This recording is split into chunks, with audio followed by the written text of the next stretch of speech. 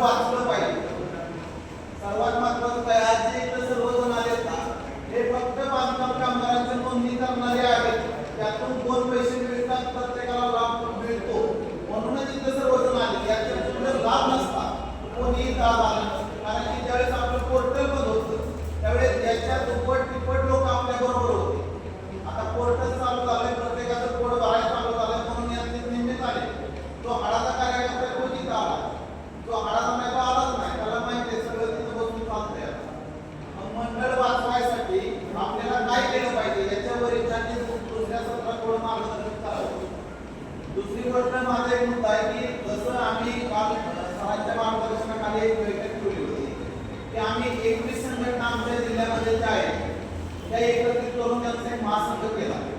मग त्या महासंघातर्फे आम्ही बैठकीचं आयोजन केलं. तिथं कृती समिती आली, त्याचा इफेक्ट आमच्या एसएल ऑफिस पर्यंत लगेच केला. संध्याकाळी तर आम्हाला कॉल आला की अशी बैठक झाली, मग तुमचे मुद्दे काय आहेत. म्हणजे XYZ आवर आमच्या संबंधात काय त्यांना विचारलं. आता त्याला मी माझ्या भाषेत सांगितलं की मुद्दे तुझ्यावरती नाही, आमचे ते मुद्दे ते आमचे प्रधान सचिव बसले. आणि दुसरी गोष्ट याच्या अगोदर मी मंत्रालयात बऱ्याच वेळा गेलो साहेबांबरोबर, काळे सरांबरोबर बऱ्याच वेळा गेलो किंवा वडील साहेब होते, आमचे अजय सर होते, तुम्ही पण होता सर, बरेच साहेब होते, नाव नाही घेत, बरेच लोक होते. पण आपल्याला आजपर्यंत म्हणावं आपला मुद्दा काय आहे की आपले प्रश्न का सुटत नाही. आपण मोर्चे करतो, आंदोलन करतो, आपल्याला म्हणावा असा आपल्या मित्रांची देवाणघेवाण करायसाठी सचिव वेळच देत नाही. काय होतंय कुणाचा तरी बसलेला असतो या तो जातो सचिवाकडे माझे साहेब काम आहे करून देतो. पण कृती समिती म्हणून आपल्याला प्रधान सचिव किंवा सचिव अजिबात वेळ देत नाही. मग त्यांचा जर वेळ भेटत नसेल तर आपण मग साखळी पद्धतीनं काही स्वरूपी तिथं आझाद मैदानावर आंदोलन करू. आपल्या काळ जेवढे 36 जिल्ह्यातील प्रतिनिधी एक जिल्हा 4 दिवस देऊ शकत नाही का. आज 4 दिवस दिल्या परत नंबर येणार आहे 2 महिन्यातच येणार आहे, लगेच तर येणार नाही. आपलं जर कायमस्वरूपी आंदोलन चालू झालं तर कमीत कमी आपल्या वरिष्ठांना तरी तिथं बोलायसाठी बोलवते. आणि जर आपलं विचार विनिमय झालं तरच आपल्या सर्वांचे प्रश्न मिटणार आहेत. आता त्याचे 2 मुद्दे जे आहेत ते आधी सरांनी बोलले की जो कामगार काय कोणाच्या पट्ट्याचं काम करतोय, जो कोणत्या फुलाचं काम करतोय, कोण नाल्याच्या ह्याच्यात जातोय. आता शासनाच्या नियमानुसार रोजगार हमीला जो कामाला लागतो त्याचं सुद्धा तुम्ही बांधकामाचं कारण सांगितलं.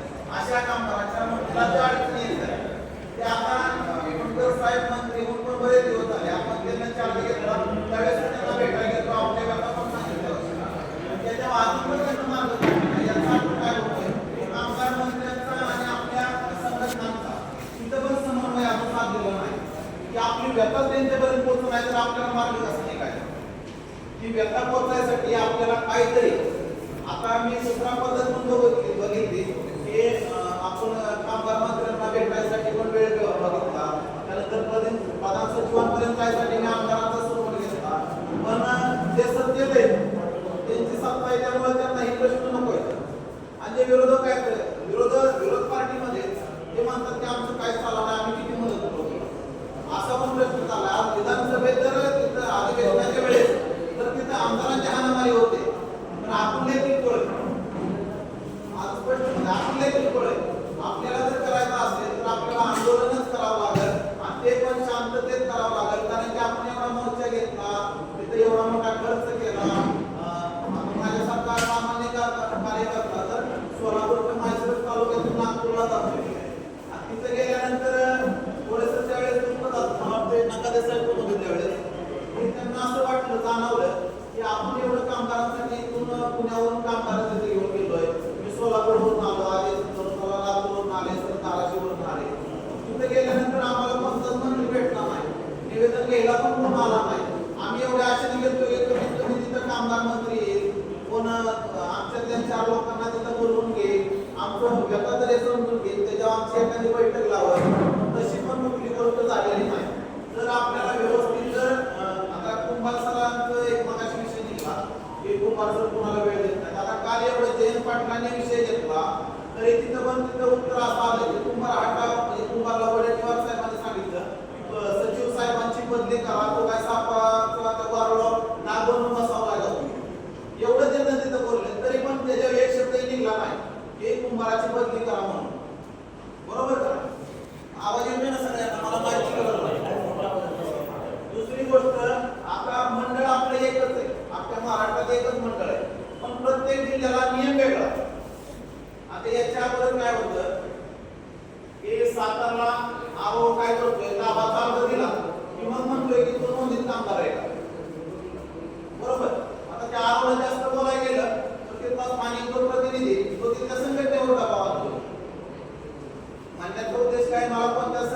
नाव घ्यायचं नाही, कारण की यात बऱ्याच मजूर संघटना आलेल्याच नाही. ज्या आडाचे ते आले मी पहिल्यापासून सांगतो, ज्या मेंबर आहेत त्यांची कामं आमदार खासदार यांच्याकडे त्यांना काही गरज नाही. आणि महत्वाचं त्यांना संघटना फक्त पैसे कमवायसाठी काढले, त्यांना संघटना कामगाराच्या हितासाठी किंवा याच्यासाठी काढलेल्याच नाही. ज्या संघटना आपल्या दररोजचा आरोग्याचा मुद्दा येतात, आरोग्याच्या मुद्द्यासाठी तुम्हाला सांगतो, ज्यांना महात्मा फुलेंची योजना आहे, 5 लाखापर्यंत सगळे ऑपरेशन होते, तिथं बांधकाम कामाला कशाला मंडळाचा खर्च करताय पैसा? आज तुम्ही आरोग्य तपासणीसाठी 39 रुपये घेता आणि त्याचा रिपोर्ट देताय तुम्ही 8 दिवसांनी आणि त्याच्या गोळ्या येत्या 6 महिन्यांनी, तेव्हा माणूस नीट झालेला असतो. त्या गोळ्याची किंमत पण मला पाठीमागच्या बैठकीत एका जणांना सांगितलं की 5,000 रुपये तिथं खर्च करते त्या गोळ्यात. मी आधी माहिती घेतली त्या गोष्टी, तर त्यांना सांगितलं की 5,000 पर्यंत आम्हाला खर्च करता येते असं त्याच्यावर लिहिलेलं आहे. मी त्याचा पण अनुभव घेतला, ज्यांना त्रास आहे त्यांना गोळ्यांना गोळ्या बघितल्या मी त्यांना मागवल्या, तर ऍक्च्युली त्यांची किंमत आणि मेडिकल मधली किंमत यात लय मोठी तफावत आहे. दुसरी गोष्ट, पाठीमागे मी एक आरोग्याचा कॅम्प घेतला होता, तर त्या कॅम्पला काय झालं, त्यांना ब्लड चेक केलं, तर त्यांना ते सांगितलं की आमच्याकडे मशीन आहे लिव्हर चेक कर. त्या लिव्हर चेक करायसाठी मी मशीन बोलावली. आजच्या दिवसात त्यांना 23 लोक घेतली. लोक आलती साधारण 150च्या प्लस. आम्हाला एक दिवस सांगितलं उद्या येतोय म्हणून, तर 150 प्लस लोक आली, 23 लोक घेतली. त्यात पण त्यांना सांगितलं की आमचं ते वर्ण पोर्टल बंद होते. मग आता ऍक्च्युली काय आहे, त्या गोष्टीत इतका पैसा जातो, लिव्हरची तपासणी त्यांना कमीत कमी 2-3 हजार तर ते काढला असते. दुसरी गोष्ट ती त्यावेळेस गाडी आली त्यात म्हणले की गोळ्या औषधाचं कसं येतं, त्या सरांनी काय सांगितलं की त्यांची तपासणी झाली, त्यांचा रिपोर्ट आणा, त्यांना असं रिपोर्ट पाहिजे काय होते तुम्हाला, बस ठीक आहे, आमच्या किती ते जेवण पाठ कुठं ते आमच्या काही वस्तू द्या अशा दिल्या. आता याचं किती लोकांना माहिती आहे की जेवण पाठ वाटतील आपल्या कामाला, तुम्हाला माहिती आहे का? गाडी ज्यावेळेस त्यांची सिद्धिर्थ गावात गाडी ती त्यावेळेस लिव्हरची तपासणी होते. त्यावेळेस त्या म्हणून त्या लोकांना डायरेक्टली गोळ्या म्हणा, त्यानंतर जेवण त्रास, त्यानंतर तुम्हाला सांगतो ते आमचे काही पाण्याचे बॉटलचे भेटते, अशा गोष्टी भेटते. तर त्या आरोग्य तपासणीमध्ये ज्या लोकांची फ्रीमध्ये ऑपरेशन होते, आता मुख्यमंत्री तो उपमुख्यमंत्री फिरून सांगतात की मुख्यमंत्री वैद्यकीय कक्षातून तुम्हाला निधी भेटतोय, तुम्हाला जन आरोग्य योजनेतून निधी भेटतोय, 5 लाखापर्यंत ऑपरेशन असल्यावर तुम्हाला आयुष्यमान भारतचं कार्ड काढा, त्यातून तुम्हाला होतंय. मग आपल्या मंडळाचा किती निधी त्यात केलाय, याचा जर वरिष्ठांकडे काय असेल पुरावा वगैरे काय, म्हणजे मला त्यांना काय त्रास करायचा नाही, माझे गोळी तर असेल तर त्या गोष्टी आपण मानू शकतो की आमच्या मंडळाचा निधी मुलांच्या शिक्षणावर खर्च न होता अशा चुकीच्या पद्धतीने चाललाय, याची पण चौकशी करा.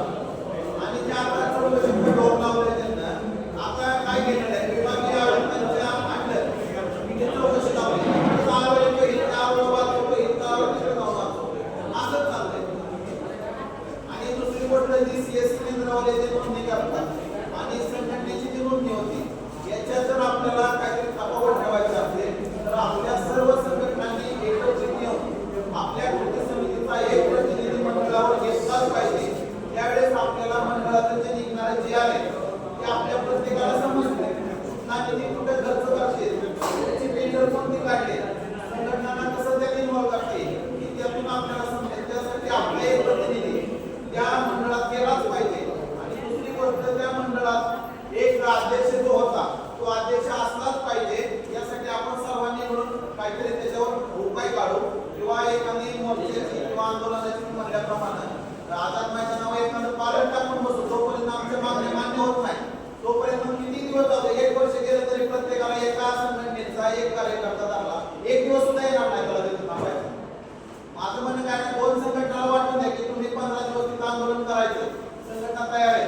आज माझ्या सोलापूर जिल्ह्याची आम्ही घेतो 1 महिना आम्ही आंदोलन चालवतो.